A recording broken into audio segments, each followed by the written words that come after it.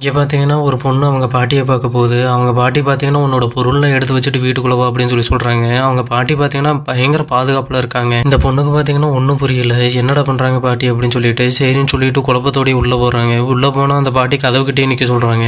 கரெக்ட்டா வீட்டுக்குள்ள போம்போது பார்த்தீங்கன்னா, "அங்கேயே நில்லு" அப்படின்னு சொல்றாங்க. "இந்த சேர் எடுத்துட்டு வந்து கதவுகிட்டயே போட்டு உட்காரு" அப்படின்னு சொல்றாங்க. "எதுக்கு இங்க வந்த?" அப்படின்னு கேட்கறாங்க. உடனே இந்த மாரி எனக்கு கெட்ட கனவு வருது அப்படிங்கிறாங்க. என்ன கனவுன்னு கேட்கும்போது, நீங்க ஒரு ஆக்சிடென்ட்ல மாட்டிட்டீங்கல்ல ஹோட்டல்ல, அந்த கனவு தான் வருது அப்படின்னு சொல்றாங்க. பார்த்தீங்கன்னா, நான் அந்த ஹோட்டல்ல யாருமே சாகல. நான் எல்லாத்தையுமே காப்பாத்திட்டேன் அப்படிங்கிற மாரி சொல்றாங்க பாட்டி. அதுதான் நான் பண்ண மிகப்பெரிய தப்பு.